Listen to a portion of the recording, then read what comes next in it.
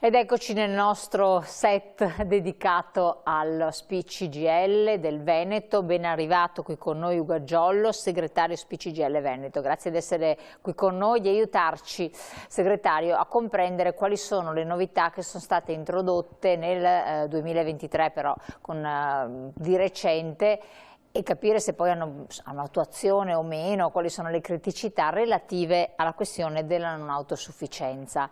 È un problema, una questione molto importante, perché tantissimi anziani versano in questa situazione o sono il passo precedente, le famiglie sanno che cosa vuol dire. Allora, ci faccia lei un po' un quadro, semplificando il più possibile. Comunque voi ci avete anche delle slide che avete preparato e quindi in qualche modo vediamo anche di schematizzare il tutto. Prego. Intanto buongiorno a tutti. La questione nasce da una cosa positiva, ma che in realtà diventa anche poi un problema, nel senso che per fortuna la vita per tutti noi è aumentato il numero degli anni. E con questo però aumentano anche le situazioni di fragilità, le situazioni di non autosufficienza. E quindi come sindacato a livello unitario, ma anche come partiti, è stato chiesto insomma, al governo, al Parlamento, di legiferare rispetto al tema della non autosufficienza. Questo è stato fatto ancora nel 2022-2023. Si è arrivati alla fine del governo Draghi, proprio l'ultimo Consiglio dei Ministri del governo Draghi, ad approvare un progetto di legge che si chiama appunto Deleghe al governo in materia di politiche in favore delle persone anziane, come vediamo dalla slide, che è stato poi approvato sostanzialmente all'unanimità nel marzo dell'anno scorso dal Parlamento italiano. È stata quindi un'eredità del governo precedente, ma che è stato assunto da tutto il Parlamento l'anno scorso. Allora, cosa prevedono queste deleghe? Che contenuto hanno? Questa è una legge delega estremamente ampia perché prevede nella buona sostanza di lavorare su, da un lato, l'integrazione tra servizi sanitari e servizi sociosanitari e servizi sociali.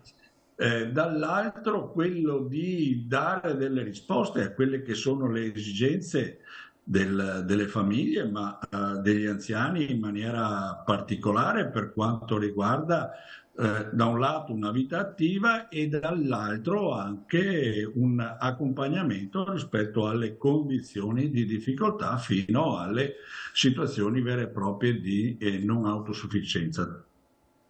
Certo. Questa legge in realtà prevedeva che entro il 31 gennaio del 2024 il governo emanasse una serie di decreti attuativi. Una serie di decreti attuativi che dovevano, diciamo, in qualche maniera tradurre quelli che erano i principi generali della legge 33 nelle cose che dovevano essere fatte materialmente dai vari soggetti istituzionali che appunto hanno queste competenze, quindi le regioni, le ULSS, i comuni, gli ATS e poi vedremo quando ci saranno, perché in realtà sono in fase di realizzazione e via via. Dicevo, questo governo doveva appunto emanare questi decreti. In realtà ci siamo trovati che il 25 gennaio del 2024 il governo ha emanato un unico decreto attuativo. E in questo decreto attuativo sostanzialmente fa un'operazione che a noi ha sostanzialmente deluso, anzi ne fa due, ma una intanto la cito. E cioè, anziché assumere i decreti, li ha rinviati. Ha rinviato sostanzialmente o di 4 mesi o di 12 mesi l'adozione di questi decreti, scrivendo nella buona sostanza che ne dovranno essere fatti 17 nel prossimo futuro.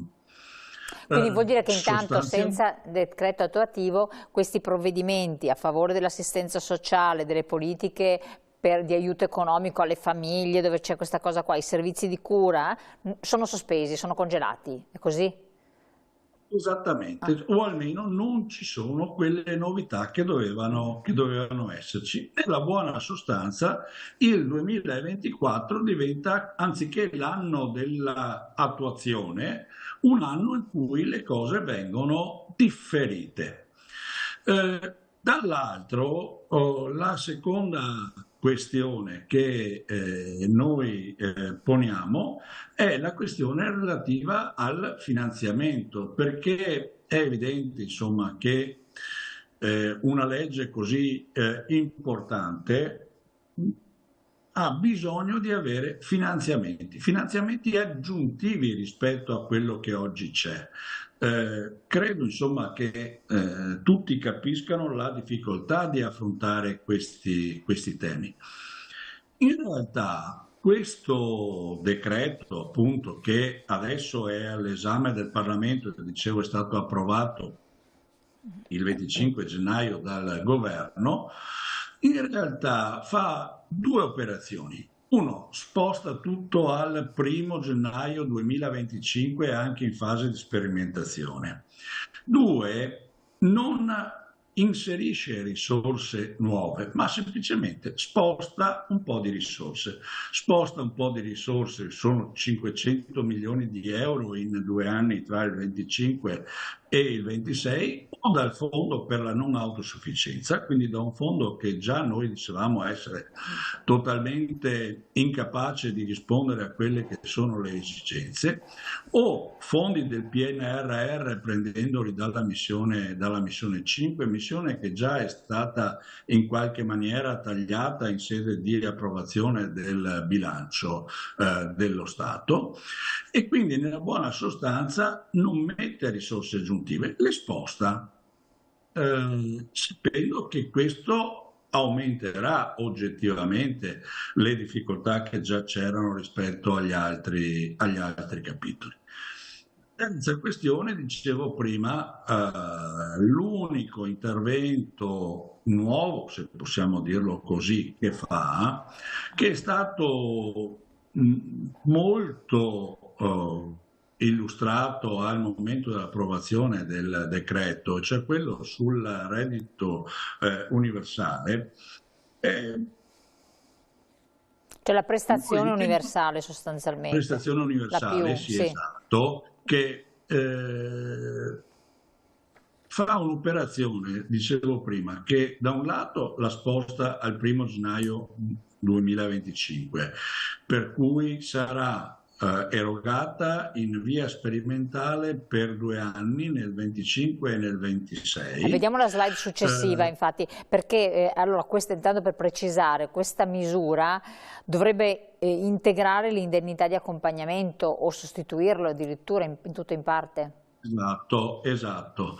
Ma la cosa che noi diciamo in realtà è che è assolutamente esigua, perché è vero che dovrebbe essere data ai cittadini, ma sono state inserite tanti vincoli, per cui secondo non l'esame che facciamo noi, ma secondo l'esame che fa lo stesso ufficio legislativo del Parlamento, alla fine al massimo potrà essere erogato a 25.000 cittadini in tutta Italia. Sappiamo che gli anziani con problemi con autosufficienza sono circa 3 milioni, quindi in realtà andrà a coprire le esigenze dello 0,6% di chi poteva essere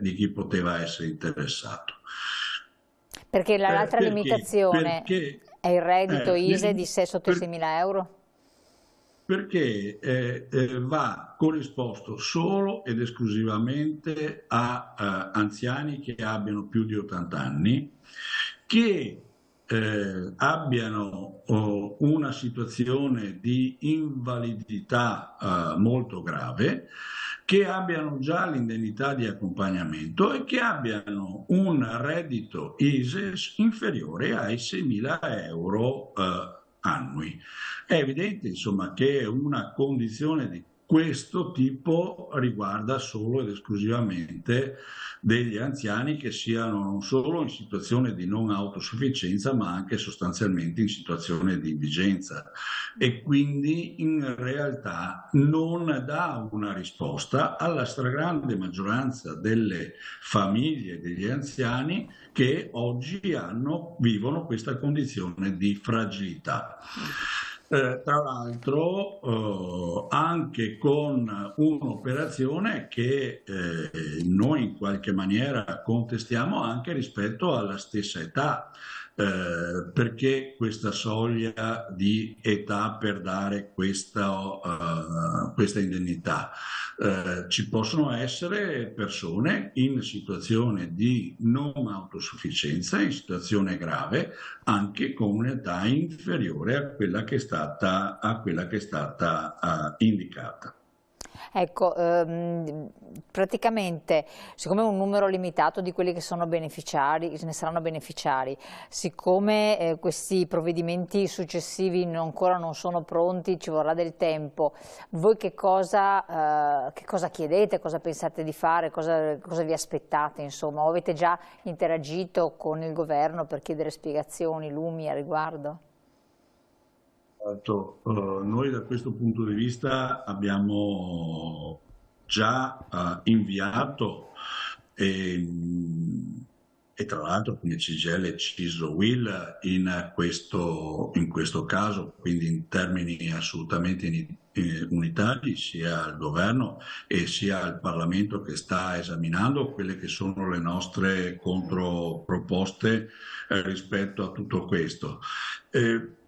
Il tema però è sempre uno, nel senso che quello che a noi pare insomma, assolutamente evidente è che si abbia una grande difficoltà nel nostro Paese a passare da quelle che sono delle indicazioni generali che sembrano essere condivise da tutte, a quelle che sono invece poi le pratiche che devono essere messe in atto. E questo è il grande tema.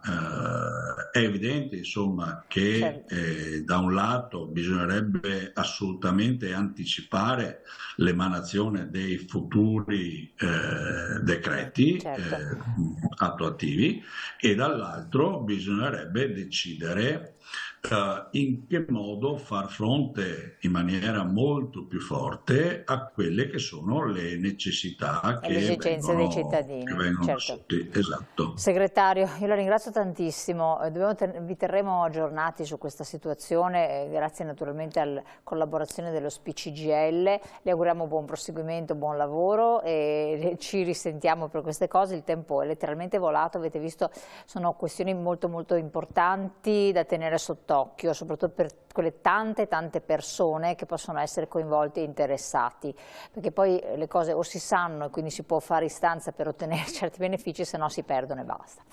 Detto questo, cari telespettatori, vi lascio alla pubblicità, rientriamo in studio e cambiamo set, angolo e procediamo con le nostre interviste della serata. Grazie, grazie segretario.